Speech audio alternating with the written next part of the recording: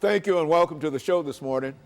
The topic this morning is human trafficking, and we're fortunate to have with us to talk about human trafficking Ms. CGreenlee4. Ms. CGreenlee4 has been with us on a number of occasions, and I think, Ms. CGreenlee4, you certainly are not a stranger to any members of our audience this morning. They've seen you on a number of occasions, going way, way back here. But now I think you've got another topic that you'd like to talk about, Ms. CGreenlee4, and that's human trafficking in the state of Tennessee and other areas that you might be familiar with.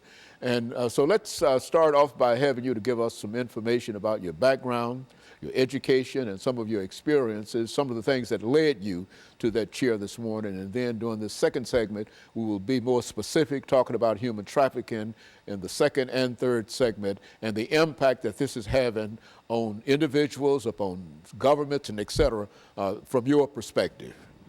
Yes, thank you again, Dr. Haynes, for having me. You know, earlier on your shows, I've always talked about my background as being coming up with two alcoholic parents and being a lack of school and education and being put in the hands of abusive men with sexual activities happening to me at the age of 5. And so that led into sex trafficking for me. And I started talking to you guys about youth violence because of the death of my own son. And I really hardly never talk about that part of my life. And recently, that part of my book has opened back up. And I've always said there's no shame in my game. I've already been spoken plainly enough to tell people who I am. And once I saw the background of sex trafficking that's really happening here in Tennessee with our little girls and some little boys, then I asked my God to give me permission to come and talk about the other part of my life.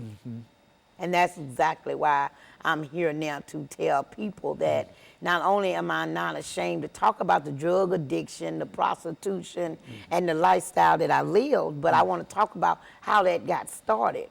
And when you talk about sex trafficking, you don't really think about well, they was put out there to prostitute. They was wanting to make this money and all like that. No, I wanted to just set the record straight that when you talk to the little girls and you tell the little girls, well, why, you know, when you become sexual active at 11 and 12 years old, 9 out of 10 they're going to tell you because they already had men funneling with them when they was 5 years old.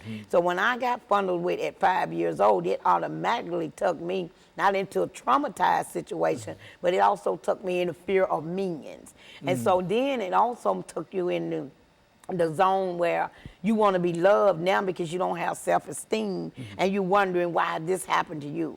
And so falling back off of that, as I got older, like 10, 11 years old, men still was dealing with me sexually and no one was there to protect me because remember, my parents was alcoholics. My siblings are younger than me and my oldest brother was never home anyway.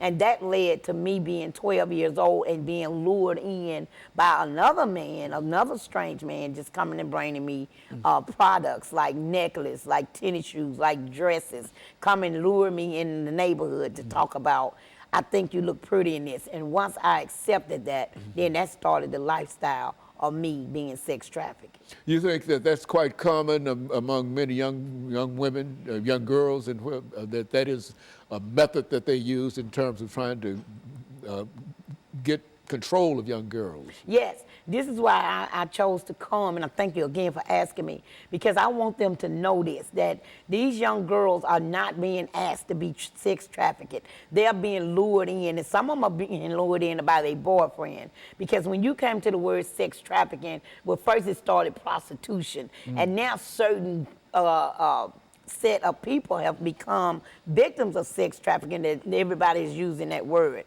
But some of us has been lured in by our boyfriends, not pimps, because there's no more pimps like the early 70s. And I tell people all the time, quit looking for the afro and the big Cadillac. The pimp is the